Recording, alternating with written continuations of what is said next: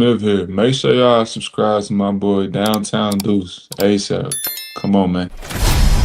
Destination restoration. Destination restoration.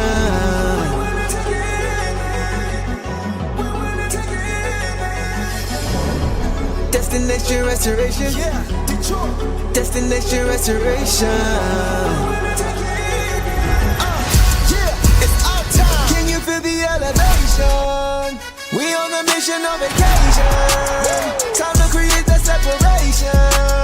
Championships and motivation. 313 need no explanation. Miss me with all that conversation. We ready for that confrontation. Counting down to our destination. The final destination. Together all the time together. It's us against the world, it don't get no better. We turned it around, that was the beginning. Coming for the crown, you know we winning. Time to put in the work, I'm about to go berserk. Taking our prisoners, it's my time. Yeah, I know that it hurts. Tear back out the church, you don't wanna see me in my prime. The mission is to ring, we're caught in everything. In the city, supporting the dream. Vision new I never seen, we deserve to be king. It's all or nothing, no in between. Now the clock is ticking and I hope you're listening. Don't touch me cause I'm sizzling. Physicality is tipping and mentality is menacing. The dog pound body's crippling. Now the clock is ticking and I hope you're listening. Don't touch me cause I'm sizzling. Physicality is tipping and mentality is menacing. The dog pound body's crippling. Feel the elevation. We on a mission on vacation. Time to create that separation. Championships and motivation. 313 need no explanation. Miss me with all that conversation. We ready for that confrontation. Counting down to our destination. The final destination.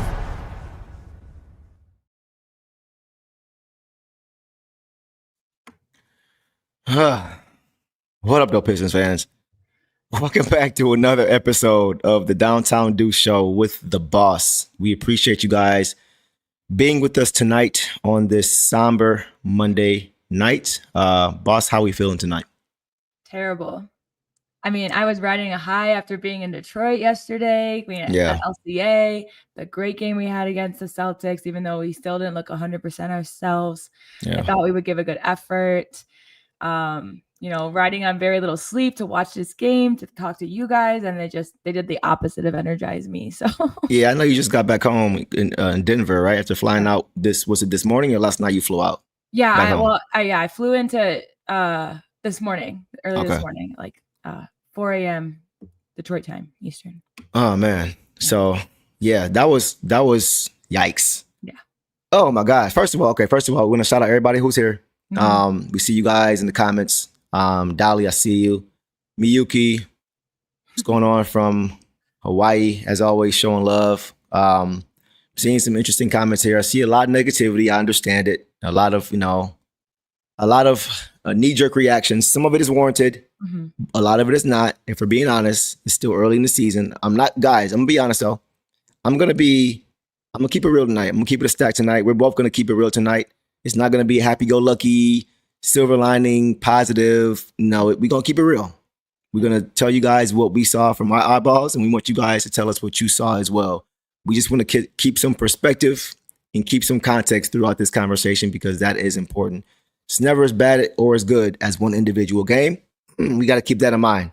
So with that, so the Pistons tonight, guys, faced off against the Cleveland Cavaliers tonight at home in their first back-to-back of the season, and they get brought back down to earth in a major way, getting blown out tonight. 115-96 or 116-95, right? And they fall to 2-2 on the season.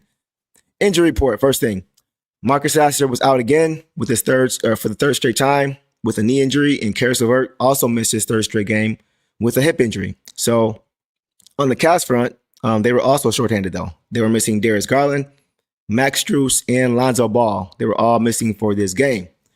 So for the Pistons, as far as their starting unit, they went with their regular starters of Cade Cunningham, Duncan Robinson, Ausar Thompson, Tobias Harris, and Jalen Duren. And guys, this was the Pistons' first game on the Peacock Network, first national game of the year.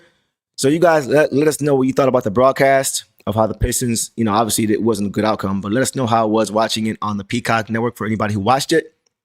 So, boss, let's kick this thing off, man, with some initial thoughts before we get into the box scores. What was your initial reaction to this game? What did you see? Yeah, I mean, a couple people have said in the comments, they didn't gel. I just feel like there hasn't been a cohesion yet. There hasn't been like a good rhythm. And they started off well. But still not perfect. So that in my mind, I was like, okay, well, then they're going to get it together and be even better. But instead, they did not get it together and got even worse while the Cavs improved. And so, I mean, my initial thoughts are just that was just ugly. It doesn't look like the Pistons I know them to be. They just don't look there. I'm curious what the effect of the back-to-back had on it. I'm curious, there's little things that go into it, but overall, no one took off. Nobody made an impact. Everyone had a bad game. So I can't, there's no excuses to be made. Really quickly, I'm gonna let you continue. On the back-to-back point, this is a young team. Yeah. I really don't even want to hear the back, other than Tobias Harris, I don't want to hear anybody it's game 4 of the year. Yeah. I'm not making excuses tonight. I'm really not. I think your point, it may have some merit. I'm just personally come on, y'all, we got one of the youngest starting fives in the league outside of Tobias. Yeah. Y'all should be ready to play. I was like, I'm not making excuses. I'm just saying I wonder what that impact was. Okay. They weren't ready and we're tired or just, I don't know, and like you said, they shouldn't be tired. They're young. It's the 4th game of the season, but I don't know. That's why I'm wondering what the impact is. I got you. I guess what else, you mentioned the broadcast. The announcers really, they came in and you could tell they only knew about Cade Cunningham, Ausar Thompson, and Tobias Harris and Duren. That's the only guys that had stuff to talk about. Everyone else, they had no idea who it was. And I was hoping that we would get the chance to show them hey, this is who we are. And we did. That was a bummer. Because, they're on, we see, me and you love Daniss and we see him get on the floor and they're out there talking.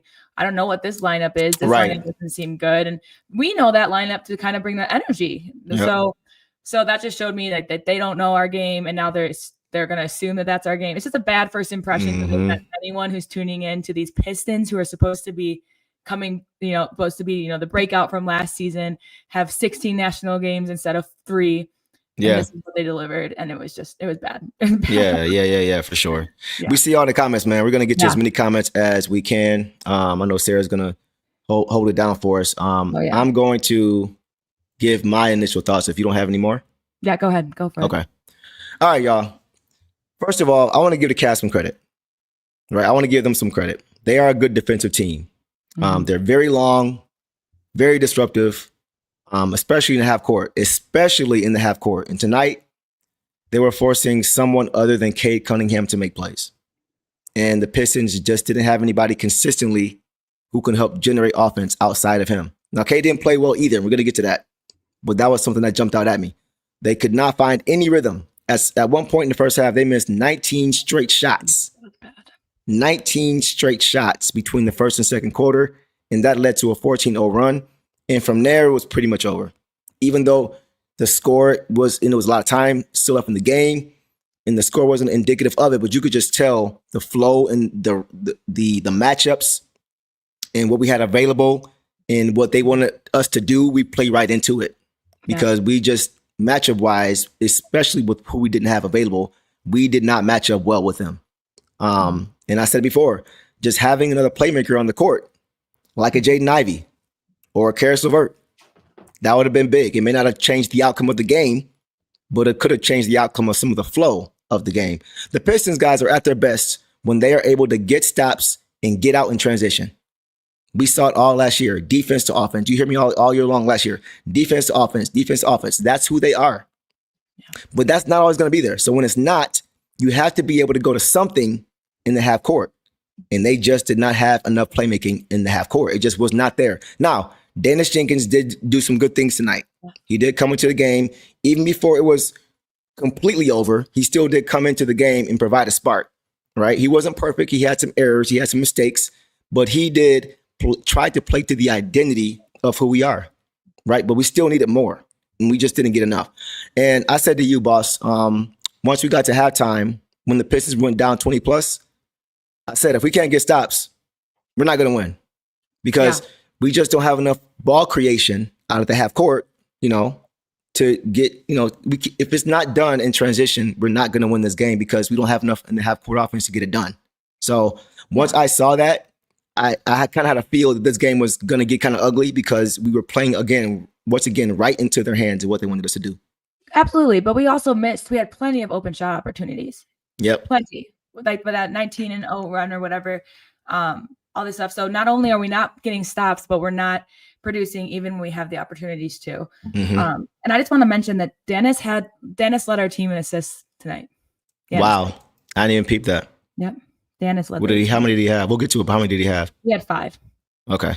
Wow. The fact listen, that's good.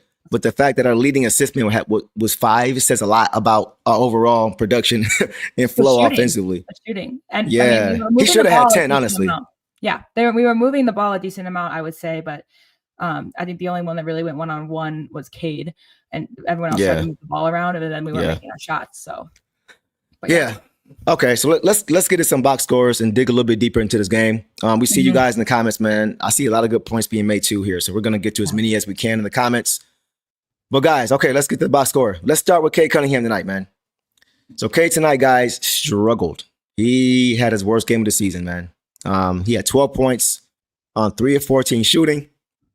1 of 7 from 3, 5 of 6 from the free throw line, 5 boards, 4 assists, 1 block, 5 turnovers in 29 minutes. So I'll let you have it at first, boss. What did you see tonight from Cade? I mean, I saw effort, but that's it. There was nothing else. 3 of 14 is not good enough for our best scorer. And we need him right now because we have not cemented a second, scorer yet, like an Ivy. So we need him at his best. And, I saw effort from him, but then, the shots weren't going in. Mm-hmm. Couldn't get hot.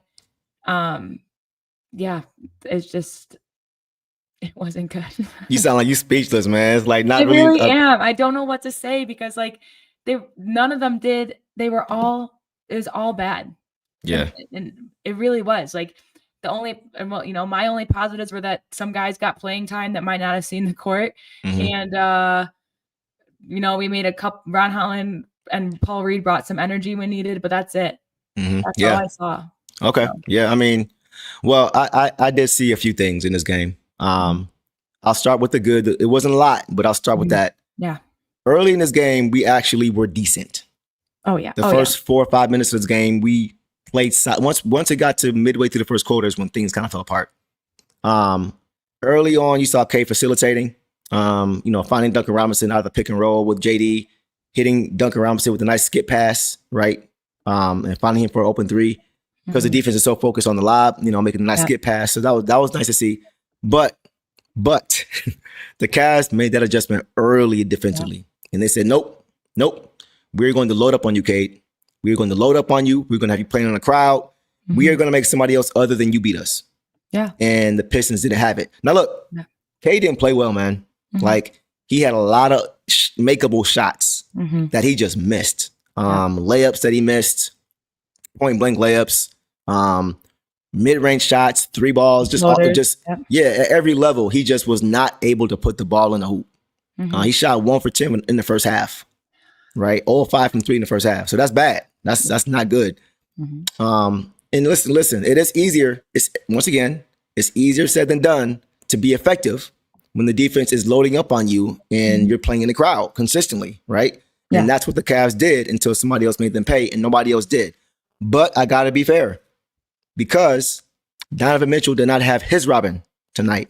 Yeah, Darius Garland was unavailable, and Donovan Mitchell still got off in a major way. 35 points, 13 for 18 from the field.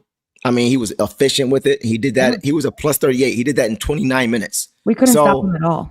So I do want to make the point. We got to be balanced. I do want to make the point that for Cade, it was harder for him to be effective not having his Robin with him. Mm-hmm. But at the same time, you can't perform at that level and still expect to win the game. And that's something we've said in the past. Like, even when Cade does have a good night and does produce, then we say, but he's also missing his second guy. So it just can't be an excuse at this point. Like, he just also needs to produce. And another thing that kind of grinds my gears about this whole thing is that Kenny Atkinson is a great coach, obviously, but that's JB's defense against us. Yeah. JB molded those Cavaliers into the defense that they are. The majority of them. I mean, go ahead. It's just we just lacked on both sides, and we never, like you said, they adjusted for Cade, and then we just never adjusted for Mitchell. And he did have a game. He had a great game. Even when we did adjust for him, he got around. He got to the basket. He made plays for himself. But it's just So I mean, you even think about, because I saw somebody say, that they had spacing in this game. They had D-Mitch, but Max Strus is one of their best spacers, and he wasn't even available. Yeah. Right. So it's like, at some point, you can't just hide behind excuses. Not saying that he is, but guys, like, we gotta be honest, man. Like, he just didn't play well tonight. He did not respond well to the defense that was being thrown at him. And honestly, a lot of teams don't. That's a really good defense. Yeah. And like you mentioned how it looked like a JB Bickerstaff defense. Mm-hmm. Didn't they look like us tonight? Didn't the Cavs look like how we like to play? Mm-hmm. Creating turnovers, getting out in transition. Mm-hmm. How many times did you see the Pistons not taking the ball out of the basket defensively? How many times do you see them turning the Cavs over and getting out in transition? Especially the starting unit. You didn't see that at all. No. So it was the reverse. And like you mentioned, that was JB Bickerstaff's fingerprints all over it. But they also had the personnel to be able to get it done too, right? Absolutely. So, but go ahead. We're adjusting with our new guys, and we're adjusting with the lineups that we have. But for the guys that were here last year, there's just no reason why they're not just as problematic as their guys were at times. Yeah. There should have been at least stretches. There was just no decent stretch of good defense, no decent stretch of good offense. We maybe had a play here and there. We just never put them together to get anything going. Right. And then the whistles, there was a lot of whistles tonight. And for both sides, the whistles mess with pace, but the Cavs made it work. But it just, even if we did try to get something going, it felt like, there were a couple in the third where we made a good block, a good defensive play. And then at the last minute, we let them get the whistle. It just wasn't consistent play. Exactly. We didn't dictate pace. We didn't dictate the way this game was going to be played, even from a stylistic standpoint. Yeah. We just never looked like the team that wanted to impose their will. Yeah. They did. And that's the difference. Yeah. And you could say it was personnel. You could say whatever you want. Shots weren't falling, but it is what it is, man. We did not look like the Detroit Pistons that we are accustomed to seeing. Yep. And that we're going to get into why I felt that was the case. Mm-hmm. And that takes us to, if you have no further comments on Cade, we can go to our next player. Let's do it. Okay. Duncan Robinson, guys. Tonight he had 8 points on 3 for 8 shooting, 2 of 5 from 3, 1 assist, 1 foul in 26 minutes. So I'll let you have it first. Boss, what did you see from Duncan Robinson in this game? He started off strong. I think like 2 threes early. That made me hopeful that, this is the game he gets going. And someone mentioned it in the comments earlier. I'm sorry, there's been so many since. I can't find it now, but how we need to go back and look how we got him open, because I mentioned to you, like, if we're not getting Duncan the ball to get a decent shot, then why is he in there? I like, for as long as he is, he obviously can make it, and we want to get him going. But if we're going minutes without getting him the ball to shoot a decent shot, not a hard one, then it's like, what's the point? So right. I agree with a couple people said that we just need to figure out like how to get him open and keep him hot, because when he's hot, that's how it should be. That's what we did for Malik. When Malik was hot, we tried to get him the ball every time. But I mean, he is new, but this whole thing, again, it just didn't feel the spacing issue, which they also brought in the pregame show. They talked about our spacing issues. And it's something I've noticed. We just we look like 70% ourselves when we're good still. So we did do that when we had Malik. Like, Duncan Robinson does not believe Beasley. Oh, no. But I'm not saying you're saying that. I'm just saying that watch from the few games you've seen so far, and I am taking into account that this is early in the season. Mm-hmm. But I can already tell, and not that anybody is trying to compare them, But when you look at our bench from this year to last year, and I mean, it's going to come up. It's going to come up. And he's not that guy. And it's, I can't even say it's okay because we need somebody to be that guy for us right now, especially with Jaden Ivey not being available. But he's a good shooter, but he's not a guy you can rely on to get hot and go and just hit 4 or 5 in a row.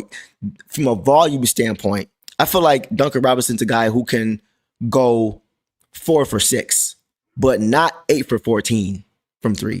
From a volume standpoint. Absolutely. But in the first 3 minutes of the game, if he hits his first 2 threes cleanly, why did you stop feeding him? I mean, that's true. I don't know. That's where my thing was. Well, I see what you're saying. And I do think that Beasley was much better at moving to different spots when he was off ball to get open. I think he was quicker and could get around screens a lot cleaner than Duncan has been able to. But I just, again, like if he's hitting it, why wouldn't you keep feeding him? And if you're not feeding him, bring in. Here's the thing.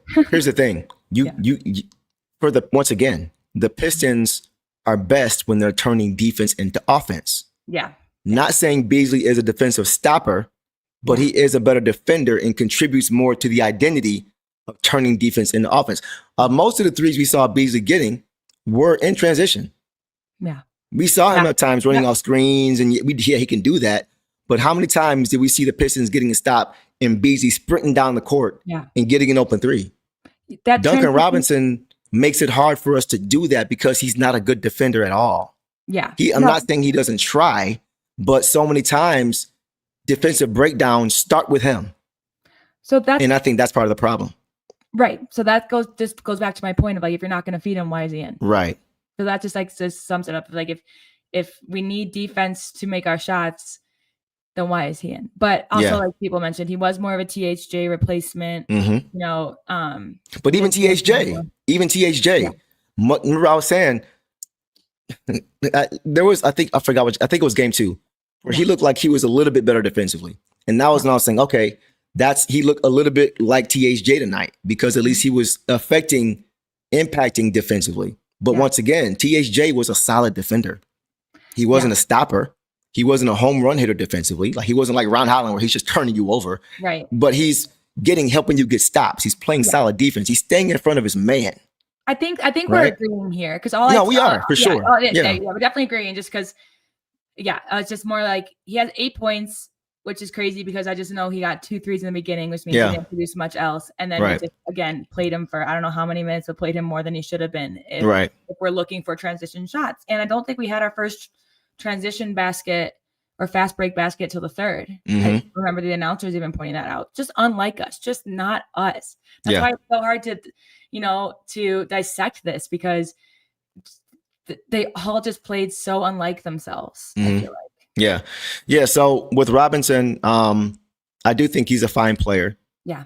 I don't know if he is the greatest fit for this team, though. Yeah. Why don't you talk about who you think should replace him in the starting lineup? Because I do agree with you the more I think about it. So I've talked about this before. Yeah. And I like Duncan Robinson. I'm not even trying to get on him. I'm not trying to make him the bad guy or anything like that. But I'm just what my eyes are telling me, right? And looking at when we're at our best. I've said it before. I feel like Ron Holland needs to start. I feel like because people always say, when I say that, they say, well, who's going to be the spacer? It's not like Ron Holland is shooting 15% from 3 this year. He's a much improved 3-point shooter. He's not Duncan Robinson. But once again, you're getting so much more defensively with Ron Holland than you're losing offensively with the spacing. And that's the difference. Ron, we're going to get to Ron, but he comes into the game and immediately you feel his impact. I've always said, hit first. Yeah. Set the tone. Yeah. Right? That's what Ron Holland does when he comes into the game. But why wait at this point? Why wait? Yeah. I feel like he is a capable shooter, good enough. And once again, defensively, he's going to play to your identity of creating turnovers, playing physical defense, and getting out in transition. That is why I feel that he needs to start for this team. We're going to get to him more later.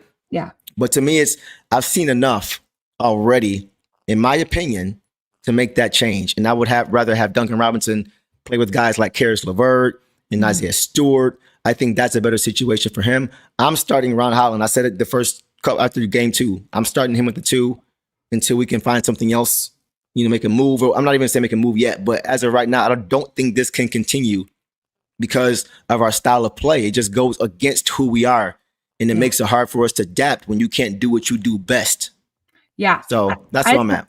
Okay. Well, I know we'll get to Ron later, but I just want to tackle this before I lose it because this was my initial reaction to that when we talked about it earlier, because I feel like he brings the energy off the bench, but we haven't seen him start yet. So we don't know if he starts with that same energy, and he absolutely could because he comes in with that energy. So why shouldn't he be able to start with that energy? Yeah.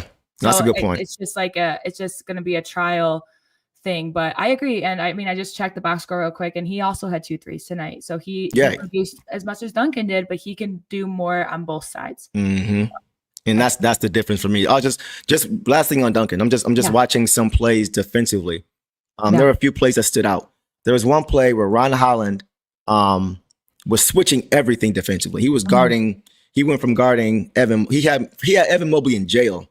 Yeah. In the corner with 2 seconds left on the shot clock. He went from guarding Mobley. They switched it. He guarded Donovan Mitchell. Had him in jail. They switched it again. He guarded Mobley again. And he had both of those guys on every switch locked down on the possession. Yeah. And he's contesting with 2 seconds left. And for some reason, Duncan Robinson comes over to double and fouls Evan Mobley. Yeah. Just bails him out. That's happened a couple times. That happened even at the Celtics game. We noticed during when someone was behind or someone I think it was Stu or someone was in front of the guy coming from the back. There's a couple of times you just don't need to double. You have to resist the urge to help if it's gonna leave your guy wide open that can definitely make the shot. Yeah. Or get the foul. Yes. And there was just some other plays where you saw JD trying to get the board and Duncan was trying to get it to, and he just got in his way, and they got the ball back and they got the N1. It's those kind of plays are demoralizing. Yes. That could have been a possession where you get out in transition early in the game and set the tone defensively, right? That is exactly what we're talking about. But instead, we're taking the ball out the hoop and they're getting an N1. Yeah. So it's just things like that, they hurt you. They really hurt you. And they really kill your momentum early in the game. So that's why I just feel like from a stylistic standpoint, it just makes more sense to at least see how it looks with Ron. At least give it a shot and see what you can get. If it doesn't work, it doesn't work. But I don't think that this can continue if the Pistons want to continue to improve as a team and just wait on. I don't think you can afford to wait on a Jaden Ivey to get back and say, okay, we can hold the fort down until then. I would rather not do that. I think it's important for the Pistons to not get out to a slow start like we did last year when we started 0-4. I agree. I think it's better to try to. At this point, you got to have a sense of urgency. We know we're the 100 team now. We're not the 100s anymore. So at this point, expectations are changing, and you got to make the adjustments accordingly. So that's what I'm doing if I'm coach. I agree. And it's so funny because we have a lot of these guys can be critiqued, and it was kind of all of these pieces together led to what that game was, and it was awful, so it wasn't just one guy. You're right. Not, exactly. Right. So that's I think just the tough thing about today. But they I had a thought, but again, I'm low on sleep, guys. I had a thought, it escaped my mind. If it comes back again, I'll let you know. But overall, I agree with you. I think the only thing that I said originally when you had talked about Ron, and we talked about this for a few days too, is just I think it's I'm just curious if they like his energy off the bench and he could produce that. But now we also have other guys like Green, who didn't have a great night, but also we have other guys that can bring that same energy off the bench. Yeah, if we miss it. I was gonna say that I predicted that JB would keep the same starting lineup for the first week. You did. And so let's see if that changes. That would be the same lineup on Wednesday, and then we get to see if it changes. That's my prediction. And the thing is, one thing that that kind of puts me at ease is that I trust Trajan Langdon. Exactly. And I trust JB Bickerstaff. Me too. And I know they saw much more than what I saw tonight. Right. So I'm not panicking for that reason. Yeah. I know they're going to make the needed adjustments. It's just hard to watch in real time. Right. And at the home opener last night, we saw JB get so emotional. Yeah. I know it was a lot. It was a very close game. Those emotions weren't reached at all tonight. And I think it was because he had nowhere to direct them to because everything was off. The emotions were directed towards the whole team. Yeah. But there's just like I've said, there's speechless. There's almost no explanation, no no reasoning for what happened tonight. Yeah, I think he was emotional too because he knew that was a game they should get, and he knew there were things that they could fix to win the game. Yes. I don't think there was anything in this game against this team with who he had that could fix it. Yeah, because nobody got hot. Nobody figured it out. Yeah. And we couldn't get stops. And we know why we couldn't get stops. So it's like I think he kind of knew. Like, I mean, it wasn't like there was a lack of effort. Yeah. It was just a nightmare of a matchup with who we had available. We played into their hands with who we had available. So I think that's what it was. All right. Oh, Rick Mahorn said it best on the radio. A lot of miscues. You cannot have miscues against this kind of team. Constant miscues. Not over a lot. And over. Constant. Yeah. Every possession miscue. Yeah. Ryan Bozeman said, there's no way we're picking up Duncan's option next year. I don't know if it's a hot take. So here's the thing. Here's the thing, though. He signed to a 3-year deal, but only one season is guaranteed, and that's this year. Yeah. So after this year, depending on how things go, the Pistons have the option to keep or not keep him. So it's going to be interesting to see how the season plays out. Ryan says, crazy idea. Cade, Ron, Ausar, Stu, and Duren to play next game. Daniss, Duncan, Chaz, Tobias, and Reed off the bench. Just to me. Yeah, like, Ryan, I'm not mad at that. Even if, I don't know if I would go with that exact lineup for the bench, but I would like to see us go bigger. I've said that before. Yeah. I do like the Stu and JD lineup. I like that. And then with the second lineup, you have more scoring with Tobias. So I'm not mad at that, Ryan. But I do think something needs to change. Yeah. And I think this was a wake-up call that we're not quite there yet as far as the roster construction and as far as the execution. We still have a ways to go. And Devon says games like, yes, I agree. Yeah. Even if not from an on-court standpoint, even if just from the standpoint of roster construction and seeing what our holes are. Because they pointed out some glaring holes that we had tonight. Maybe not so much last night against an inferior team like the Boston Celtics, right? But tonight against a contending team, this is what you want to see. You want to get these things out the way early. You want to see the things you need to fix early, so that way later in the season you can kind of be peaking at the right time. So we'll see how it goes. This is just one game, but it was a tough one to swallow for sure. It's one game and it's game 4, and I don't want to make those excuses, but it was bad. It was bad, but it's one game. It's game 4. Right. We got 78 more games to go. And hopefully they won't be as bad as tonight. So, all right, let's move on, guys, to Ausar Thompson. So tonight, guys, Ausar Thompson has 6 points on 3 for 6 shooting, all of 1 from 3, all of 1 from the free throw line, 3 boards, no assists, no steals, no blocks in 15 minutes. So Ausar played the least amount of minutes. Our starters didn't play a lot of minutes, to be honest. Cade had played the most with 29. You had Duncan with 26, Tobias with 18, JD with 21, and Ausar with the least at 15 minutes. So what was your reaction? What did you see tonight from Ausar?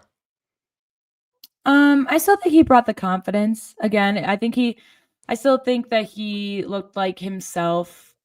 He just, didn't get a lot of time and didn't get a lot of shots up. And I think just after his 4th foul, JB just kind of read what was going on. Like we talked about, like the emotions. I didn't see, unless it's something crazy happened, then Ausar was going to go back in. Otherwise he was going to rest.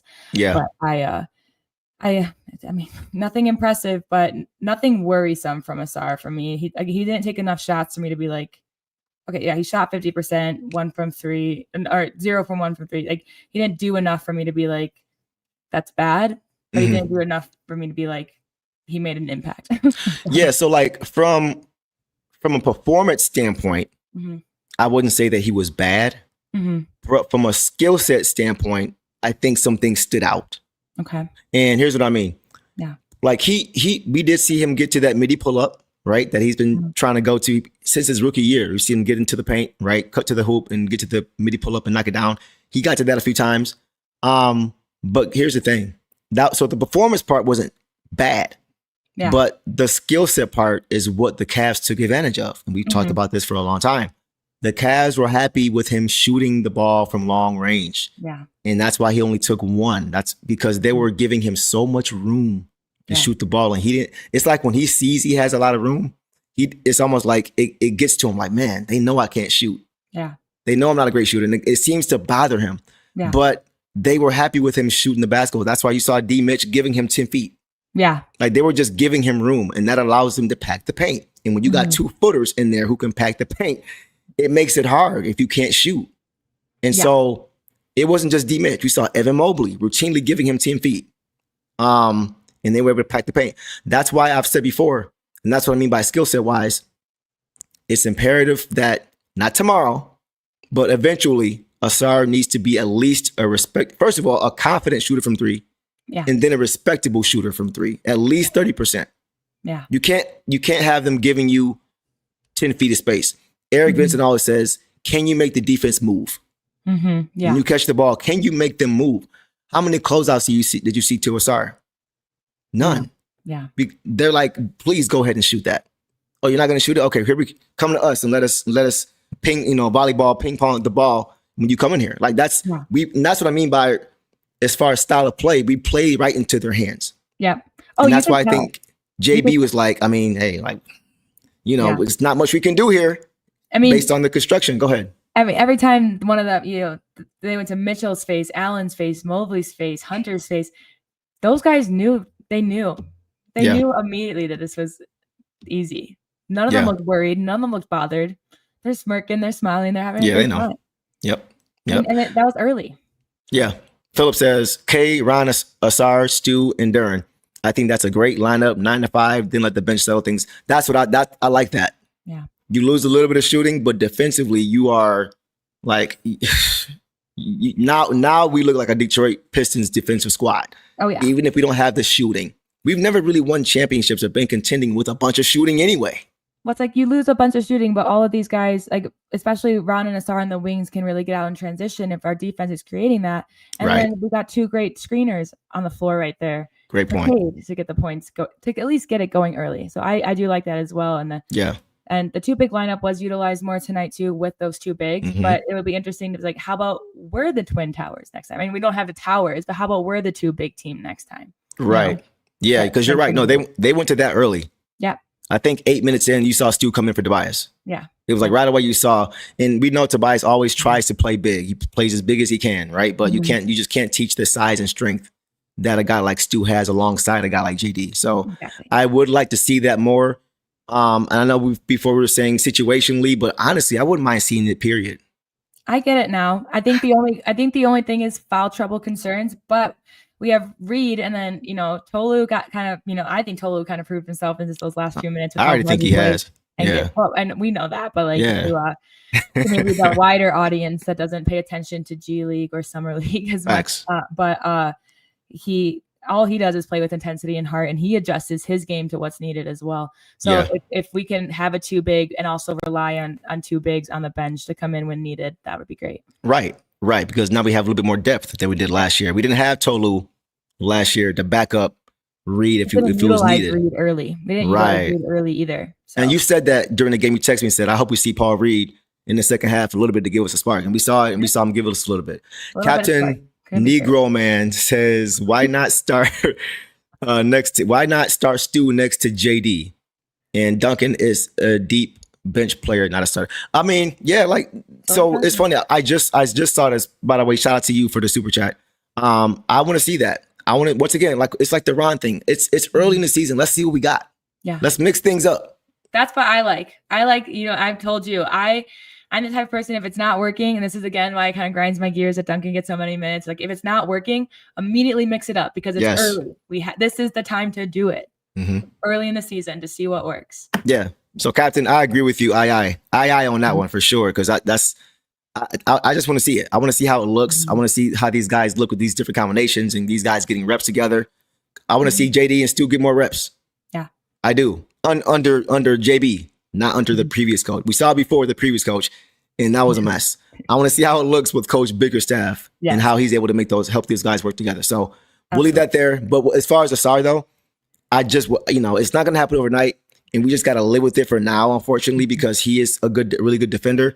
But it's tough when teams are just giving you, the three ball, especially as a wing player.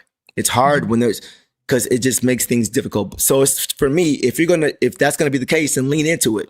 Lean into the defense. Oh, yeah. Lean into it. Because if you're getting stops and getting out transition, you don't necessarily need threes. You can still get to the hoop and get easy scores, which Ausar does well. Yeah. That's how you play him at his best. Yeah. But when in the half court, if he's not cutting to the hoop under the rim, or, it's just like it kind of negates his effectiveness. Yeah, and a couple off-season goals for these guys, some guys like Ausar and JD, were to not get into foul trouble early. Mhm. So I almost am curious if when they do, it's still that mental game of like, obviously you don't want to keep getting into more foul trouble, but then you take less risks on defense and less physicality. Yes. So I know it's their goal, and it's not working right now. I feel like the whistle's blowing all over the league a little quick. That's kind of what happens during the beginning of any NBA season. The whistles start a lot, and then it kind of fades as teams develop their identity and stuff. But I want them to just continue to play physically, and I'm curious, that since they both have been getting into foul trouble early, if then they pull themselves back, but almost too much back, because we are a good defensive team, and we have yet to really emphasize that. So here's my thing. Do you think the foul trouble would be helped, though, if they were both on the court together? Because that way you don't have JD trying to recover and trying to cover up breakdowns. With Stu and JD, I think they could help each other stay out of foul trouble, because you know what I'm saying? Instead of I was having, just thinking more. I don't think foul trouble bothers Stu. He's going to the rim every time. I'm talking more Ausar and JD. Okay.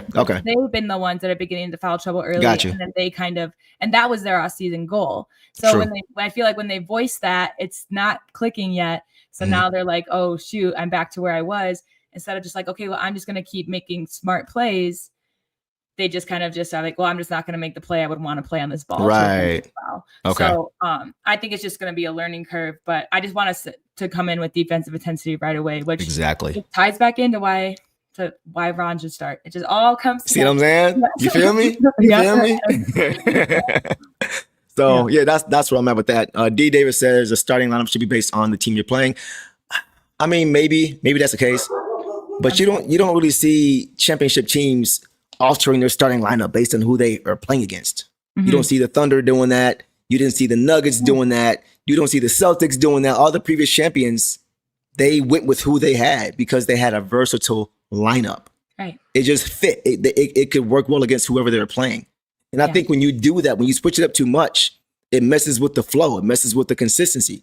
The more reps you can get with the same five, the better that same five is going to be. Yeah. And when you change things up, makes it kind of hard. Go ahead. Yeah. We've talked about situationally bringing in two bigs for like a team like the Cavs to start, or even just bringing them in a few minutes into the first. But I agree with you. Like I said, I hope that they're not, I said, let's give it a week to see how this starting five goes. It's going to be a week on Wednesday. And then hopefully they just mess around with it, because it's this time in the season is when you do that. So that's, we should be changing the starting five now, not for the games, but we should be changing them for who works best together, not the opponent. And then we go forward from there. Got you. I think I agree with you there for sure. Philip says, read my comment, please. Okay, I got you, Philip. It's a ton of them coming in. So if we missed you, we apologize, man. But he said, also, I think we forget the impact Hardaway had on this team. Yeah. Then going to the bench for Beasley, laugh out loud, another threat. Then Schroeder, like, come on, team was a different kind of threat all 48 minutes plus over. I agree. No, I agree with you. Those guys definitely were missed, and I was hoping that Duncan could be more of a Tim Hardaway Jr. I just feel like Tim Hardaway Jr., his defense is really being appreciated now. I talked about this last year. Like, he was underrated. People didn't pay attention to his defense because he wasn't making defensive mistakes. And at the same time, he wasn't making flashy defensive plays. He was just making the right defensive play. And those guys get missed. The glue guys get overlooked. And he was a glue guy. And I think that's important. So I think you're right, Philip. I think you're very much on point with that. Let's come back around to Captain again. He says, Stu and JD played decent together under Coach Casey. They're the dog pound. Let them bang out. Yeah, they were solid together. Yeah, so I want to see more of that. I want to see how they can do with Coach Bickerstaff now. I want to see how, with this roster, them having played together already, how it looks. Just see.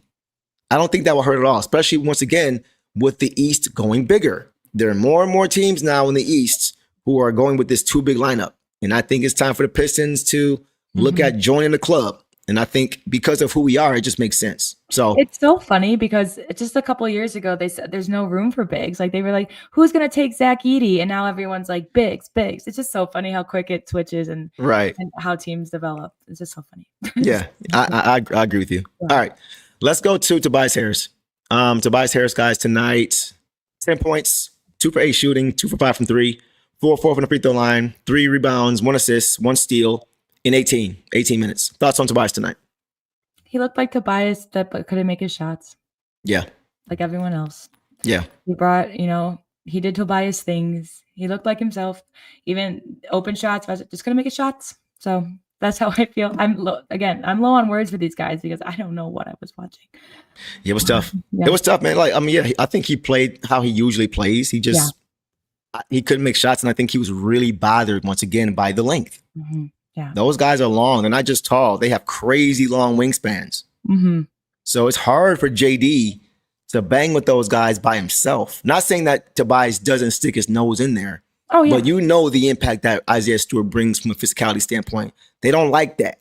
You can see even though they're long, they're not strong like that. Jared Allen is not a strong guy. Evan Mobley is really not a strong guy at all. JD was punishing him in the paint. Yeah. So having those two guys in there, I think can negate that length with their physicality. And that's why I think Tobias struggled, because a lot of shots that he's able to get to in the mid post, they were getting altered. They were getting blocked because those guys are just so long. So that was the thing I think tonight. And I think once again, that's why the Pistons got to take a look at that 2 big lineup. Yeah, I agree. All right. That's all I got on Tobias. So we will leave that there. He's good. Not worried. Yeah. I wasn't really like, and when he's forced to be the number 2 scoring option, that's not a good situation. Like he's in year 15.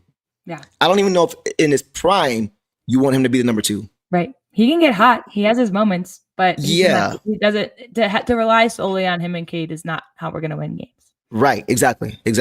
Avery says Tobias Toyota Harris. All reliable got right. All reliable got a foul trouble. That's pretty much it. So it happens. But I'm not mad at Tobias this game at all. You can't teach height. He didn't play bad. It's just it wasn't a good matchup for him. Yeah. All right. Let's keep it moving, guys. Let's go to JD. JD tonight, guys, had 8 points on 3 of 5 shooting, 2 of 4 from the free throw line, 7 boards, 2 assists, 1 steal, 2 blocks, 4 turnovers in 21 minutes. Kind of a mixed bag for me for JD, but I'll let you go first. What are your thoughts on JD tonight? Yeah, I mean, I think he came out intentionally trying to get to the rim and was bothered by Mobley and Allen. I think that, he got important boards in his minutes. I don't like it when he brings, if we're all especially if we're down a fast break and everyone's in the backcourt, don't bring it up the floor. Because then it's those passes and those dribbles. Like I've been saying that forever. It's like if you're the only option, fine, turn around real quick and do it. But when we're not fast breaking, everyone's right there, slow. Just get it to any other guy, honestly, that's on the floor with you right now. I trust more than you. Yeah. And go ahead. Like, yeah, I mean, I again just struggled with their length. I think he had a couple of dunks in there. He did body some people. There was no Cade to Duren connection tonight. Nope. So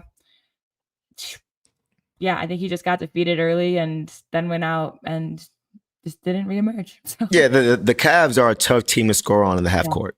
Yeah. It's hard to score on them in the half court. It's just they're so disruptive. Like I said, they're so long. Like you mentioned, the kind of similar to the Rockets. We saw Cade, they tried to run the pick and roll lob. First play of the game and got knocked away, right? Yeah. Because they also have 2 7-footers on the floor, right? They got the biggest team in the league. So certain things aren't going to work with everybody, against everybody. You got to be able to go to other things. And our other thing is transition offense. Yeah. And we just didn't have it tonight. Yeah. And with JD, once again, like Cade, early he was solid, right? He was solid on both ends defensively. He did a solid job protecting the rim without fouling. Yeah. Right? He did finish possessions with, securing the rebound defensively. I did like that. And offensively, we saw him, kind of get into his bag in the post a little bit, showing his strength, moving those guys up off their feet, right? As far as Jared Allen and Mobley, once again, they're not really strong, and he's strong, and he's moving them out, out the way, which is good. But, and it was good because he didn't really force it offensively. Yeah. It was within the flow, which I liked, right? Yeah. But like you mentioned, and I've been saying this since last year, when you get the ball, everybody can't board and push. Yeah. Everybody can't grab and go. Everybody's not Ron Holland. Everybody's not Ausar Thompson. Everybody's not Cade. Everybody's not J.I., right? The bigs, I do not want them doing, and I've been saying this since the beginning of last year. I just cringe when I see JD, because he does have a pretty good handle for a big man. But get the ball to your point guard, man. Yeah. See, that's Like how I feel about Stu. I feel like Stu's even more reliable than JD. He is. He had that awesome play on Mobley last year. But even Stu, I just don't like my big men trying to. You don't need to. Like if you grab the board and they're putting two on Cade, they're trying to deny him the ball. Okay, to avoid the 8-second violation. Okay, get it past half court. Yeah, and then find your point guard. I was gonna say not everyone can be. I was gonna say not everyone can be Jokic, but even Jokic immediately turns around to see who he can lob it to. He's not trying to dribble it out. He's immediately trying to get it out and out, but he's not trying to dribble it up. Exactly. And we saw JD on a few possessions. He would try to get all the way to the rim. He grabbed the board. I know. And try to get all the way to the rim. He turned it over. So you know what would have thrown them? Go ahead. Throw them tonight. We saw him make. I think we only saw him one, but in the offseason, he said he has the green light to make more jump shots. We saw him make a nice one against the Celtics. That might have thrown them a bit. They might have laid off him. And not saying that, I don't know, if we're down that bad, that's a good time to maybe stop and pull up because they're expecting you to go to the rim and they're not going out for anyone else. So could have given him some of that opportunities. I'm just thinking of what he could have done more. Yeah. And it's basically just, not bringing it up the floor. And like you said, we need to find a different way to utilize him and his shot if we're facing an opponent that makes it difficult to get to the rim. Right. Yeah. Right. I like what Philip said. A highlight play does not win. It's still 2 points. Yeah. Or 3 points at the most. Right. So you got to make the smart play and you got to make it consistently. And that's all I want to see from JD. Like, okay, they're denying the ball. Get it past half court. Find your point guard. Point guard, go get it. Run the play. Absolutely. Right. Because I wouldn't want my big trying to run a break anyway. We even like I would rather him if the transition opportunity is there and you're the only one that can get it by pushing the ball up the court. It's not a real transition opportunity. Yeah. So don't do it. True. You know what I'm saying? If you're the only one that can do it, that means it's not there. Slow it down and set it up. Yes. 100%. And on a few plays, he tried to do that. He turned it over, and once again, it just messes with the flow. It messes with the rhythm and messes with your opportunity to be able to string possessions together. Because now you're on your heels defensively, and now they're putting the ball in the hoop and you're taking it out, and it's just a cycle. So it's not great for spacing either. That big guy's supposed to be under the brim. That's a great point. You're at the top of the key. What are we gonna do? So, Great point. Great point. So, but JD didn't play terrible. I'm not gonna harp on 1 or 2 plays from him. I do like the energy that he brought. Right, he did bring the energy. He has overall been bringing more energy from the start of the season. Yeah. We didn't see that from him after game 1, because game 1 was a stinker for him, I think, as far as his energy, his effort. Since then, he's been pretty solid with his energy and his effort. So I just want him to continue to make smart energy by getting kicked out. But right, against the Rockets. Right. Yeah, that's a good point. That's a good point. But just from a mentality standpoint, he looks more engaged. Yes. And so again, go ahead. Sorry. It's like no one else got hot, and we definitely feed off of each other. So this whole like sluggishness that applied to everyone on the team. I agree. So it's not just JD, but like you said, the positives is that he did look like he wanted to do it, and then there was no rhythm. So D. Davis says, I get nervous every time I see JD take the ball from end to end without to the next. Yes, right. Me too. And I just I appreciate him wanting to get out in transition, but you need to be rim running, bro. Yeah. You need to be a finisher, not a creator in those situations. So, but I'm not mad at JD overall. All right, guys, let's go ahead and hit some reserves, and then we can call it a night. Who should we start with? Let's start with Ron Holland. We talked about him already. Let's start with Ron. So tonight, guys, Ron Holland finished with 11 points on 4 for 9 shooting, 2 of 3 from 3, 1 of 2 from the free throw line, 4 rebounds, 1 assist, 1 steal, 2 turnovers in 26 minutes. So we talked a lot about Ron already. I'm not going to harp on the things we already talked about too much because we already talked about it. But Sarah, what were your thoughts additionally with what we already talked about with Ron Holland? Yeah, he brought the energy when we needed him to. I think he was getting frustrated out there because he wanted to play physical, but then he would get, called for fouls that honestly were a little bit more, could have been no calls, a couple of them. And I think that frustrates him because he likes to play physical. So if he's getting, called on fouls where he could have been even more physical, I think that gets to him a little bit. Yeah. So just really, really, again, just had no rhythm like everyone else, but he did bring the energy in the second half when we needed it. He played well with Paul Reed. He did his best. I think they were tough to defend tonight. We could not get it going on either end, but he did pretty good, I think, about staying in front of people. So, yeah, not mad about it. He's tied for third. The only person that scored more than him was Cade. So, wow. I have 1 point. Yeah, Cade was our leading scorer with 12. I know. So as far as double figures, yeah, Cade had 12 leading score, which is crazy. Tobias had 10. Tolu had 11, which we'll get to. Ron Holland had 11. You're right. He had 11. Wow. Yeah. This was a stinker tonight, man. Oh, my Lord. Okay, yeah. I mean, all the things I said about Ron, I already said them, basically. You know, defensively, he was a bright spot. It's hard to turn a game by yourself. You know, we saw individual guys playing like we like to see our team play, and Ron brings that every single night. It doesn't matter what's going on. If we're getting blown up by 30, we're up 30. Ron is he only knows how to play one way. Yeah. Like Stewart, only knows how to play one way. So he tried to come. He was a little bit over aggressive because he was just trying to get us going. He was he was trying so hard. And I think that's why he was a little bit over aggressive and got caught for some fouls.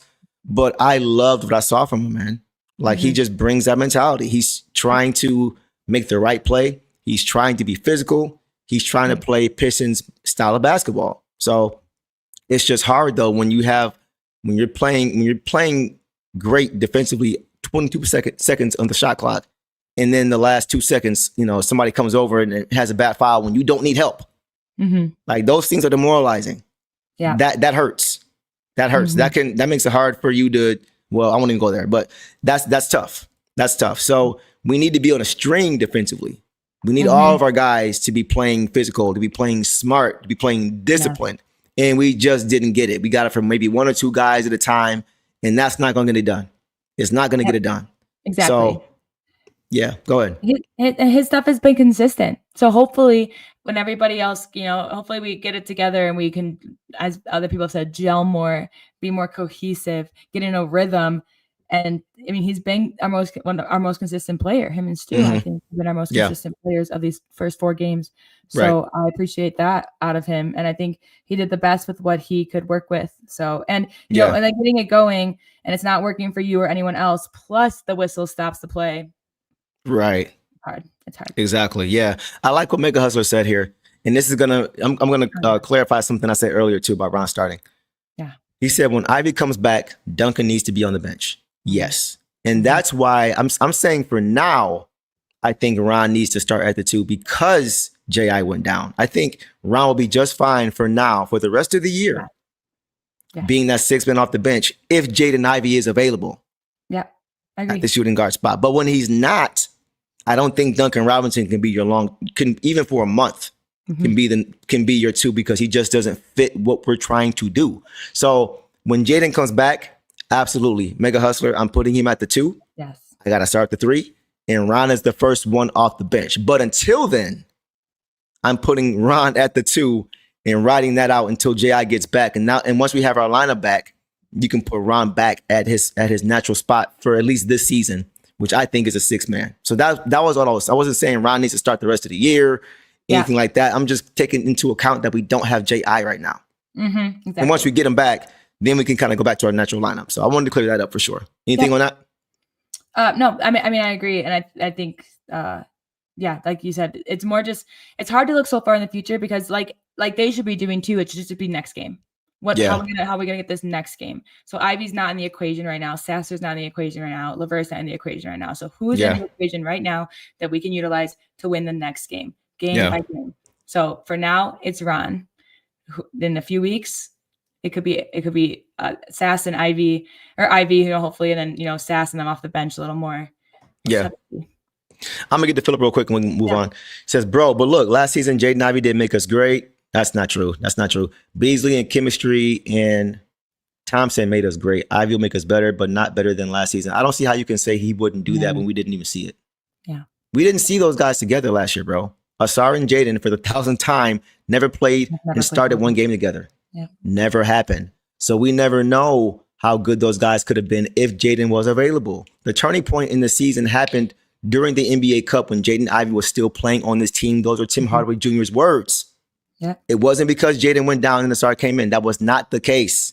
And Schroeder came to replace Ivy, but they would have different styles to play, but similar outputs. Yes. So 100%. So I'm just so over this. We got better when Jaden went down in the start. No, bro. Go back and listen to what these players said about that situation. They will tell you from their own mouth that was not the case. It's unfortunate we didn't get the chance to see those guys together because they would have been better if they were all together. So I'm just tired of that narrative, bro. I am so tired of that narrative because it's just not true at all. From the players who were in the locker room, they were saying the same exact thing. So I'm gonna leave it there. Yeah. Before I go into that rabbit hole again. All right, let's go to Isaiah Stewart, guys. Isaiah Stewart tonight had 4 points. Excuse me, on 1 for 9 shooting, 1 of 4 from 3, 1 of 2 from the free throw line, 9 boards, led the team in rebounds, 3 assists, 1 steal, 1 block, 3 turnovers in 26 minutes. What was your reaction to Beef Stew? 3 turnovers. That just tells you why are our bigs combined for 7 turnovers. But rebounds, he led the team. He's always on the boards. He went up for some. He had a block. He got some stops at the rim, not just by his presence. He went up even though like that one Jarrett Allen, you knew Jarrett Allen was going to throw that down and Stu went up anyways. And that's Isaiah Stewart. So I think, again, he just brought the same energy that he's bringing, like run, and then just didn't have the opportunities. I mean, didn't have the opportunities. Yeah. I do think Stu struggled a little bit with the size, or not the size, but just the length of Mobley. It was a few times you would see Stu finishes he usually makes, they would just get a finger on it, or they would just be able to alter just a little bit more than normal. So I think he just needs to make that adjustment. But once again, I think playing with a guy like JD would help that. Yeah. I think I want to see more of that. I would love to see those two go up against those guys consistently. Yeah. I think that would make a difference. I think their physicality over the course of 4 quarters could wear those guys down. So I want to see more of that from the start. Yeah, and we had I don't know what our record against the Cavs was last year, but it wasn't a 3-0. I want to say it was 2-1, maybe 1-2. I can't remember. They're a team that we're going to play again soon. They're in our division, they're our rivals, but I agree with you. I think that just we'll learn about them. I think our next showing against them will be better. And if there's anything I've learned from this team is that they really do, when they get down, they just learn from it. So I think that's just going to be stressed of like Stu's going to figure out what he can do better when he has multiple bigs that are larger than him that he can. Right. And good bigs. Mobley and Allen are good. Right. So, for sure. For sure. And I want to see more of Stu stretching the floor a little bit more too when needed. I do like the inside outside game with JD and Stu. I think that can work. We saw the Cavs doing that a little bit with Evan Mobley and Jared Allen. Yeah. Not the whole game, not every possession, but here and there you saw Evan Mobley stepping out, throwing the defense off from what they're used to seeing, and he knocked it down, right? So I just want to see how those two work together in this system with these guys. I think that could be something we look at a little bit more. So we'll see.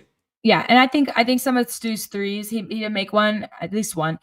I think he was also trying to bring that energy. Yep. There's a couple, a couple guys at different points tried to take the game into their own hands to try to get everyone in it, and it just did not work. And it's like we said, it's not just one guy, but I appreciate Stu's consistency. He's always going to give his best and go his hardest when he's out here. So yeah, I think we have people who agree with us on JD, and I love JD, but I'm saying I'm so tired of JD trying to bring the ball to the court. Please stop him from doing that. Like once again, if he's just bringing it past half court to avoid the 8-second violation, fine.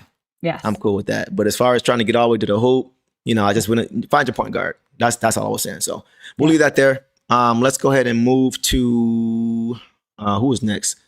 So there's only a couple more guys I want to get to. If there's anybody else you want to get to, you can do that. I'll do my little roundup. But okay, cool. So I'm gonna get to Daniss Jenkins real quick. My guy Daniss. Yeah.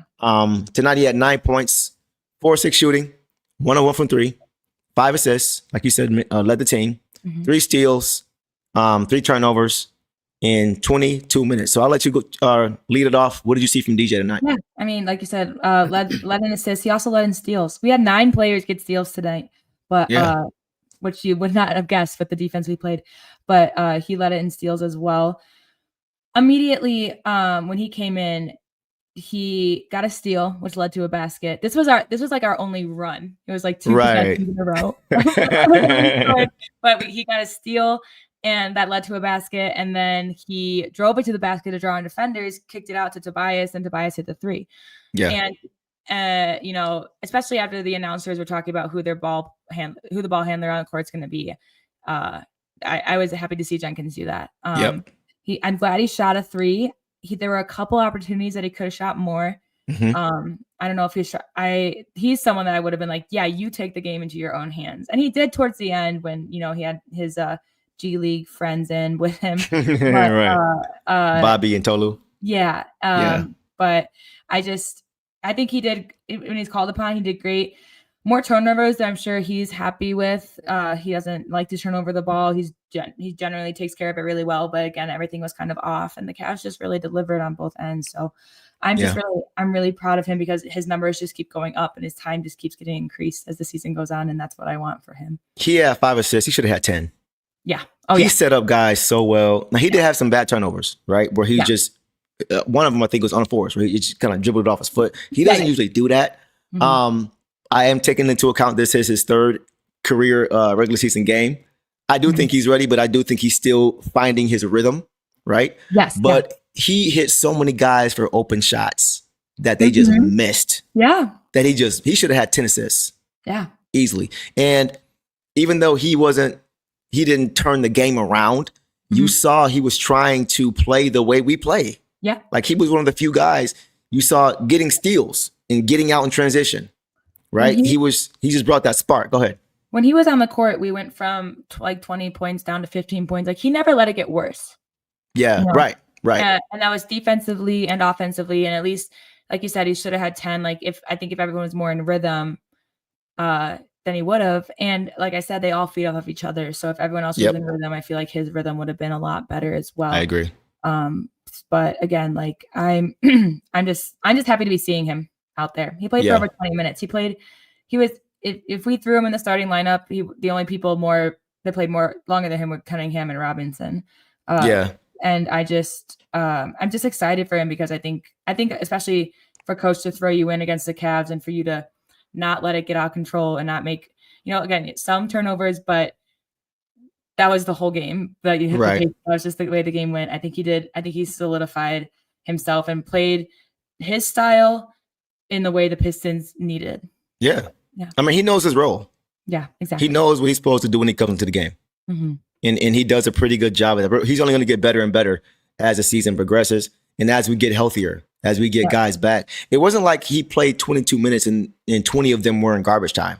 Yeah. Like he was in the game when the game was still somewhat in the balance.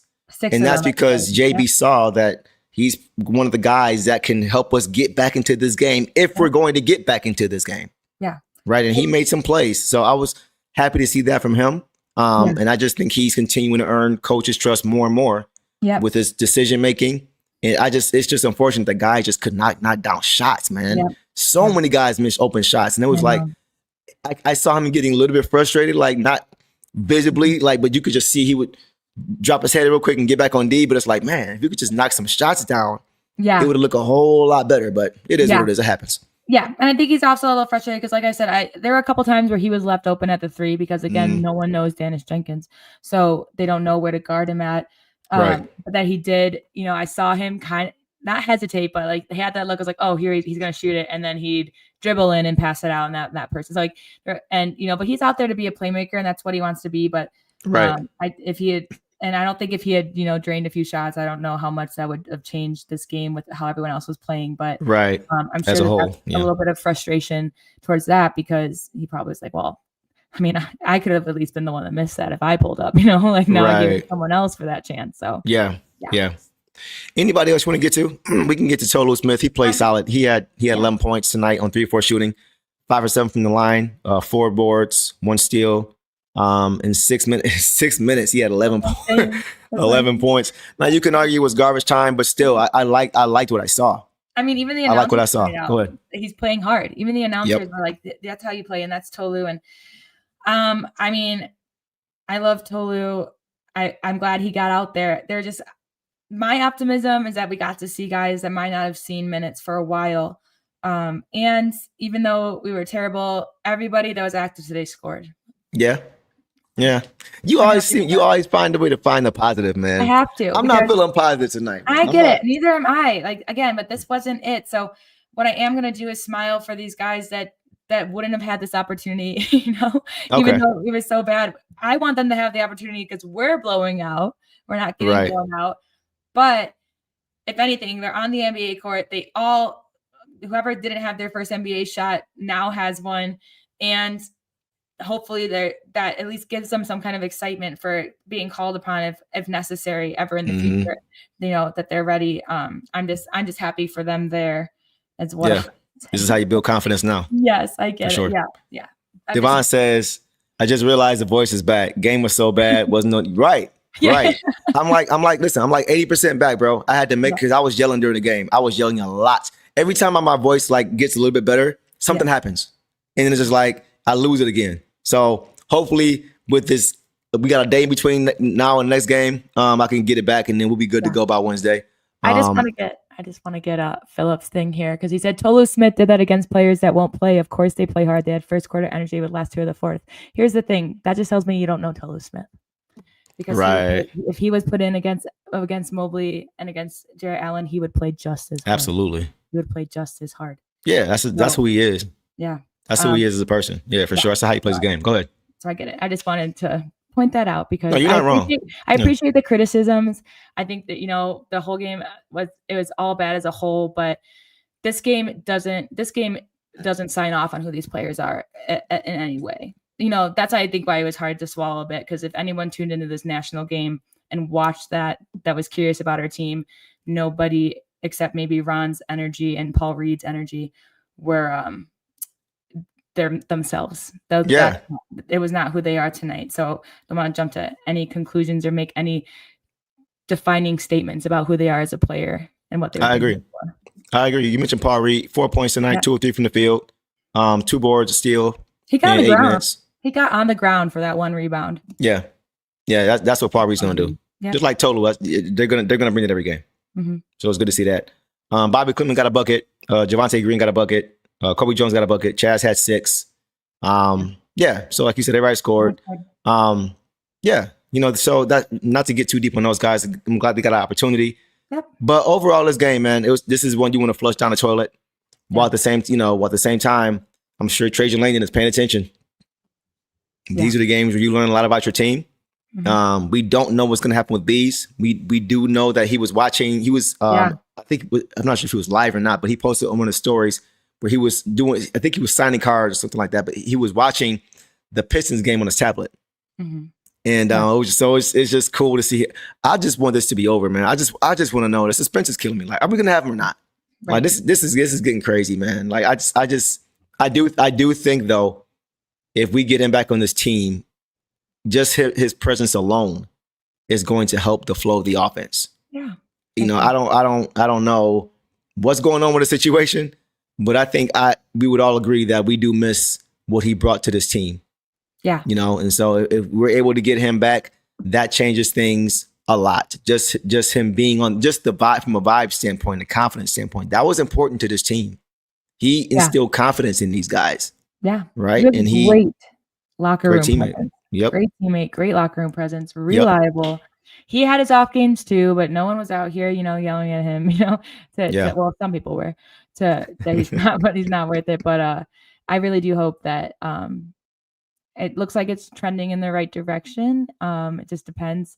But like you said, I just want an answer, Exactly. Answer if he's coming back or not. And hopefully we get those answers soon. I know the guys love him. I know he loves the team. I know he loves the guys. I know Detroit loves him. I think absolutely would absolutely erupt if he came back. That's even more confidence for him to come back out and crush it. So. I want to do a shimmy this year. I know. I missed the shimmy. I want to do a shimmy this year. I did it in my dog pound video and everything. Like I got to do it again. We got to hit that shimmy at some point, man. I really hope we get him back, man. Oh yeah, I was jumping off of my. Well, I pace. I have to pace usually to watch. Tonight I was too tired. I just laid and watched the game. I mean, it wasn't much to really. Yeah. But I always joined him in the shimmy whenever that happened. Yeah. So free Bees, man. Free Bees. Y'all messing with his career, man. All right. Anything else you got tonight, boss? I mean, that sucks, but we're a team that learns from it. Hopefully they make the right adjustments. We have some recommendations. We have some ideas, and maybe, JB, Trajan, if any of you are listening, maybe experiment with the starting lineup going forward for a bit. Otherwise, Not worried because no one got it going. Like we just had nothing tonight, and it's just not us. So right. I just I don't want to do this back and forth thing of like we're bad, we're good, we're bad, we're good, and I don't think it's gonna last long. We've already started better than we did last season. Yeah, that's true. 0-4 to start. Now we're 2-2. I'll take 2-2. Yep. They were bad losses, but yeah, we could still finish. We can finish it 80-2. Right. Let's get a few more comments in before we get out of here. We always want to try to include you guys as much as we can, man. All right, so let's get to a few more comments. Tara says, you guys are super duper. Thank you, Tara. Thank I you, appreciate Tara. that. We're trying to be the Detroit version of First Take, you know what I'm saying? Stephen A. and Molly. Trying to get that done. But seriously, we appreciate that. Philip says, what do you guys think the results of Wednesday's game? I mean, it's tough to say. It's hard to say. I haven't really watched Orlando much this year, to be honest with you. I do know Bane has played well for them, though, so far to start. I just feel like having a guy like J.I. would really neutralize him if he was available. You know what I mean? They struggle in other areas. Cade and Banchero usually go at it with each other. It's usually a good game against the Magic. It's usually pretty close. But just after tonight, I don't know. I just want to say I hope we bounce back like we did with the Rockets after losing the Bulls. The Magic are they say the Magic are gonna. A lot of people have the Magic high up in the East this year. The Cavs, most people have them as number one. So, they're gonna what? Not the Knicks. Not the Knicks. Not the Knicks. No, most people have the Cavs. Come on, not the Knicks. Pistons Brother says better than First Take. Hey, that's what I'm talking about. That's the optimism that I bring. You ever hear Stephen A. Smith say anything optimistic? Man, I actually met that dude. Yeah. A couple. I told you before. I was on First Take. I was featured on First Take, and he liked my take. That was pretty cool. I'm gonna post that as a story. Maybe if you guys want, we'll watch it together on the live or something like that. But I met him in person too. Shout out to my boy Carl Collins. He actually had the plug, put me on, and Stephen A. Smith. So my dog. I put the picture up here next show. But he was so quiet. He wasn't how he is. He wasn't so loud and rambunctious. He was really quiet. He was cool. He was real nice, nice guy. Personality, and I get it. Like his takes bring in other people's opinions, but some of the stuff he says is just so like so off the wall with some of his takes for sure. I'm just like that wasn't even necessary to say. Right. Yeah. So, but no hate to them. It's always entertaining, but I always like to stay optimistic because I feel like I don't know, I feel like these guys can, especially if any of them are on social media and active, you can get in your heads. They're humans. So I will always shout them out and I will always say that I see them no matter what. I would love to go to do a show and go head to head with Stephen A. Yeah. I would love it. I feel like I would be able to hold my own for sure against that dude. I'm just saying, and I respect him. I think he's really good at what he does, but I know my stuff too. You and King and Stephen A. roundtable because I can that'd be crazy. Facial expressions and that'd be crazy. Just as heated and out of pocket as Stephen A. Smith at times. I'm sure in the opposite direction. Yeah, King definitely keeps it. He's very polarizing for sure. Yeah. For sure. But that's why we love him. Yes. But yeah, all right, guys, we will end it there. Been a great show as always with you guys tonight. We appreciate you guys always bringing the heat as you guys always do. We appreciate that and the support you guys always show us, man. Hopefully by Wednesday, I will have my voice back 100%. I think Sarah's probably closer than I am. I'll be more awake. I'll be more yeah. You on fumes. I don't know how you're awake. My mouth closed this whole time. I'm screaming. I'm screaming. That's hilarious. Trying to hold it together. Smiling with a grimace. That's funny. All right, guys. Well, we're going to end it there, man. So listen, up next for the Pistons is another home matchup against the Orlando Magic this Wednesday night. And we will be right back here post-game to break that all down. So like I said, we appreciate you guys' support, showing up and showing out as you guys always do. And that is a wrap for this show. So guys, make sure everybody is safe tonight. And we hope you have a great night as well. And y'all know the drill, man. Detroit versus everybody. Peace. All the dirty work, all dog. I'ma dive on the floor, go try to block every shot. And I'm gonna be physical with you the whole game. You know Stu gonna be physical with you. When you think of the Pistons, you think it's just hard work and just gritty basketball. That's just the identity you gotta have when you put on that jersey. I'm not your average breed of K9. Not a good dog, I'm bad boy for life. I set the tone, don't care about no tick. Let it be known, I gets my respect. Come in the lane and see I don't bluff. If you retaliate, that's on ya. Talking pundits, I hear your shade. Talking that chop, you must run this way. Tryna tell ya, if the dog palm mess around, find out, yeah. Tryna tell ya, if the dog palm mess around, find out,